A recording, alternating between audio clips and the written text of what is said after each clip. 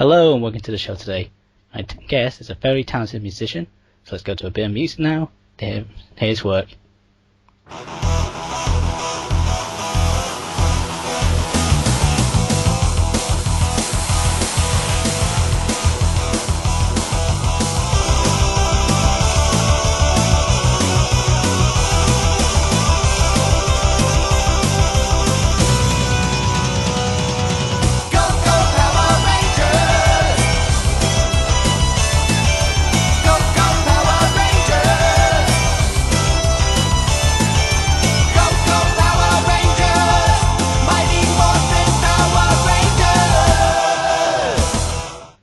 And that to me just brings back a whole bunch of childhood memories.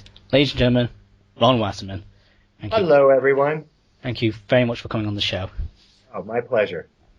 Now, of course, why I always started this is the beginning. So, what got you into music?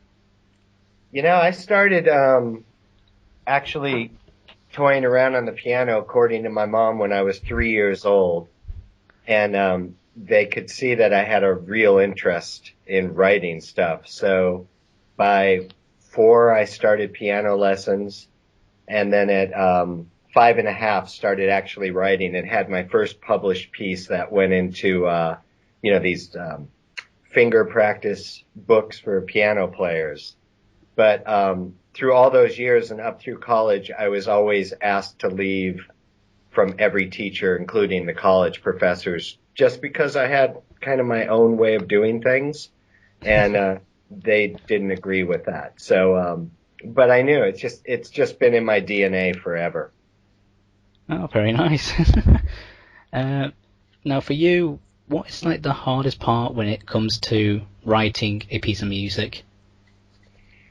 It usually depends. The hardest part is when there's a lot of cooks in the kitchen, and you just learn to deal with it, and it's fine, but it makes it difficult. For example, I'm working on a new show for Kirstie Alley right now, and the show's going to be called Kirstie. And I've been going up and back on the theme, which will be about 8 seconds, for 6 weeks, and that's what I'll be working on today as well. It just gets, every time I would sit down, initially when I would sit down to write for it, I'm flooded with ideas, and I deliver those, and they go, and I'm not criticizing them, they have their vision. Then they go, no claps, not too upbeat, not downbeat, not funny, but not funny, contemporary and cutting edge, but make it sound like this. And so you sit down and that's when it gets tough, really tough. So all that, but just what could be an 8-second. Oh, it will be. It'll be 8 or 10 seconds. Oh, wow. So that's when it makes it difficult. I also had that at Deke with a show called Dino Squad. I wrote 27 themes, and then they said, well, we're going to go with the first one. That was a tough one. Other than that, they haven't all been that difficult. So with all the music that you've written, is there any that comes to mind that like your personal favorite?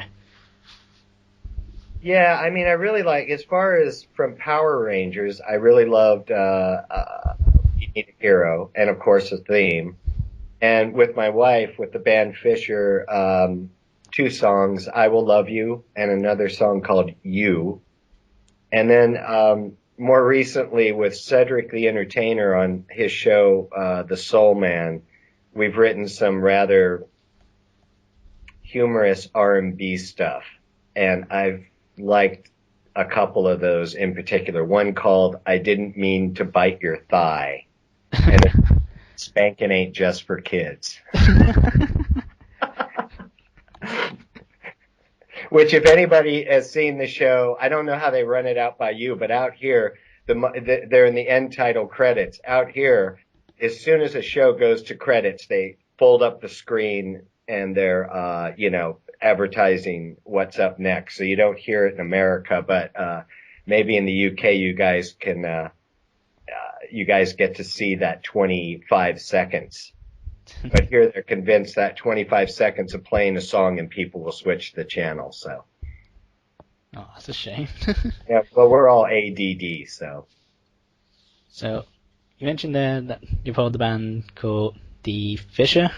Just called Fisher, Fisher, and that's with my wife. And we kind of started with that in the early 90s, just writing songs and messing around. And then we got our first cut in this film with Gwyneth Paltrow called Great Expectations. And because that got such a huge buzz, we were asked to do the Lilith Fair with Sarah McLachlan. So we did, I can't remember, 5 or 6 shows with that. And then we realized that we had a big fan base. So we did an indie CD. And then that led to signing with Universal. And we had about a 2.5-year run. That was a lot of fun. But we didn't care for how Universal was marketing us, so we left them in 2002, I think. And, we sell just fine on our own without a big record label telling us what to do. That sounds fair enough. Yeah. So, of course, if I don't ask this, there's probably going to be loads of people in the comments yelling at me for this. How did you become a part of the show Power Rangers? Okay, in 1989, my friend there that I had been in 80s bands with asked me to come in and engineer for one of their composers.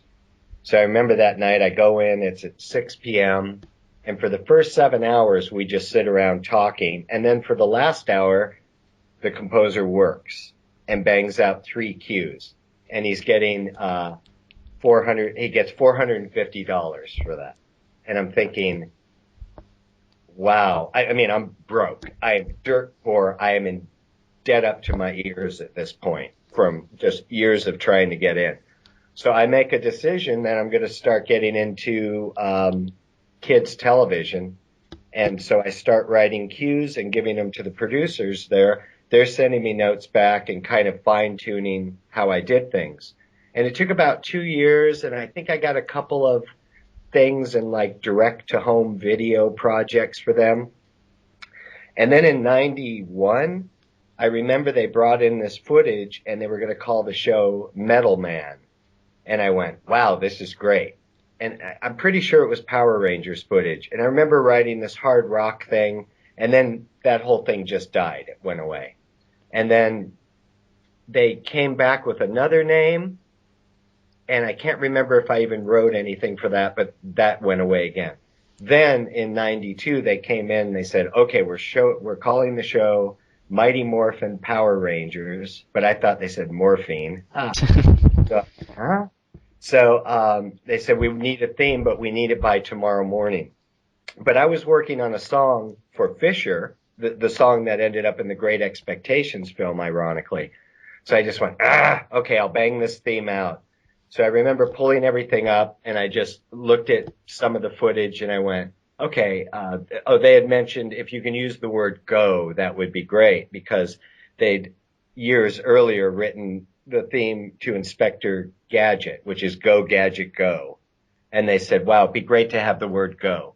So I went, okay, go Power Rangers. So in 2.5 hours, I just banged out that track, put my vocal on thinking this is a guide vocal. We'll bring in a real singer.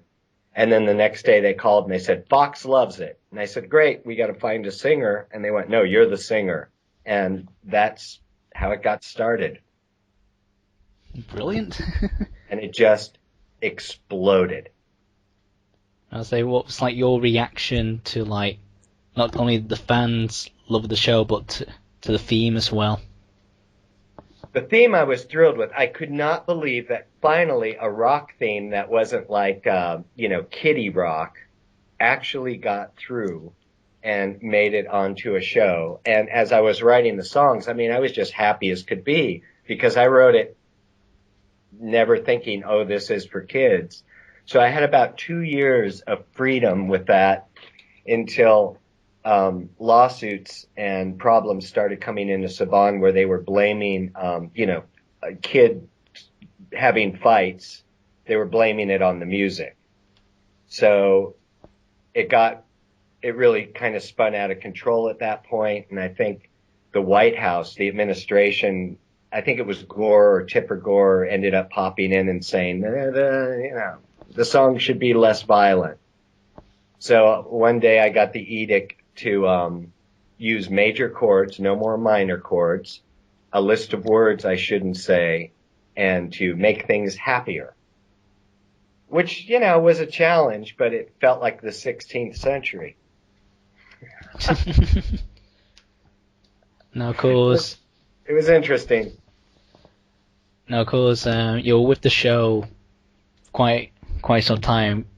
Um, then there was a period when you had to. So, what was it like when you were asked to come back to do some of the themes for one or two of the shows?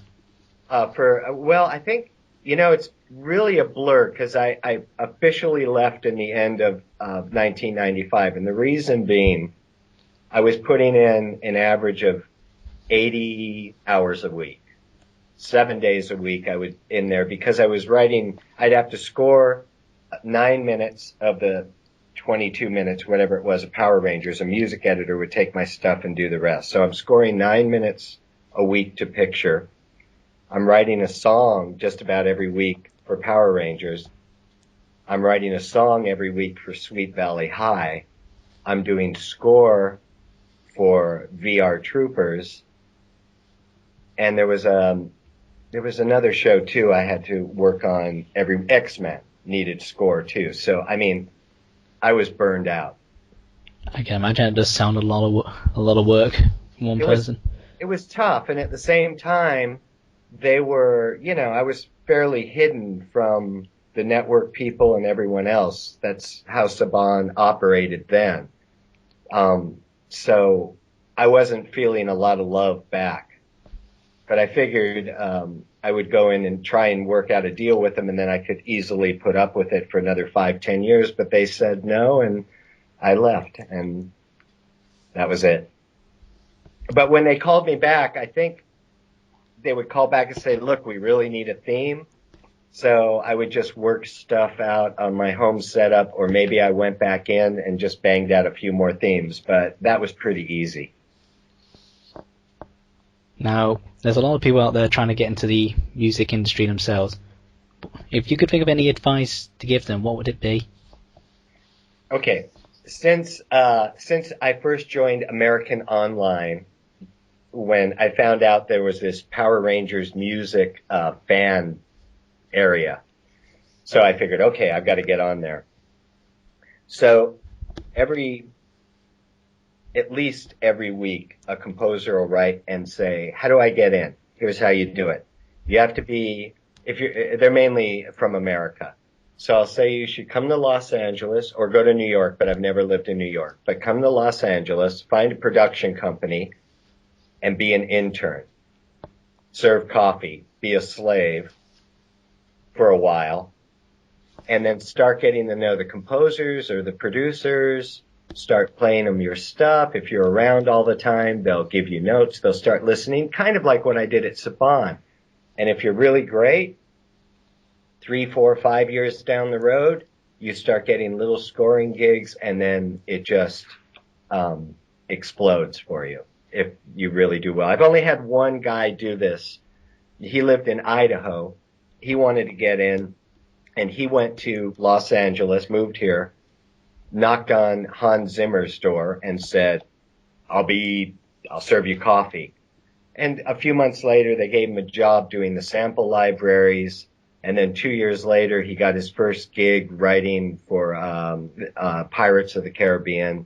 And then, he worked his way up, and now he does projects outside of there. But that's how you get in. There are no agents that rep you unless you are just, unless you're Hans Zimmer or John Williams. There's nobody. Nobody's going to find you work.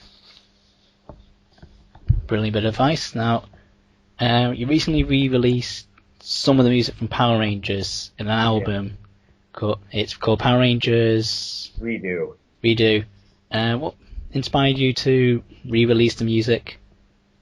I thought, technology has come so far, and last September, October, the shows that I score were all on hiatus, so I had plenty of spare time. And I thought, well, people have been asking for this for the last 10 years, so I'll do one. I won't tell anyone and see how it turns out. If I like it, then I'll pick my favorites and I'll recut those songs. So I did the one. I can't remember what I did first, maybe the theme. And I went, wow, this sounds a lot thicker and punchier now. I like this. So I figured I'm just going to do it to do it. And if it sells one copy or if nobody even cares, fine. I'm just doing it to get it out of my system. So that's the main motivation. I kind of wanted to see, it was a personal challenge. So, what have you got planned for the future? What can we, the fans, expect to hear from you? Well, I'm scoring, still finishing up the show with Cedric the Entertainer called The Soul Man, a new show with Kirstie Alley called Kirstie. We start season 5 of Hot in Cleveland with Betty White in September. I'm waiting to hear on a Nickelodeon show, but that's live action sitcom, so that would have very short music bits in it. And that show, I don't know if I have it yet. It's called The Thundermans, and that started shooting last week. And I'm writing a new Fisher CD, which I don't think we're going to have out till early next year. Next month, I'm going to New York to work with Cedric the Entertainer. We're thinking about doing a comedy R&B album. So if we're going to write some of the basic tracks and he'll call in his buddies. He can get anybody from CeeLo Green to Beyonce in, and maybe we'll do this comedy album. It should be fun. Dead serious R&B tracks with stupid lyrics. And what else? Writing for my wife's doing a EDM album, so I've been writing stuff for her, and she has a deal in place for that. So that's going out to all the DJs. So fairly busy. Well, I can definitely say we'll all be looking forward to hearing your work and the work that you're working with everyone else. And unfortunately, that's all the time we've got for. So thank you very much for coming on the show. You've been a terrific guest. Thank you. So, ladies and gentlemen, Ron Wasserman. Bye. And I've been Caboos15. Catch you next time.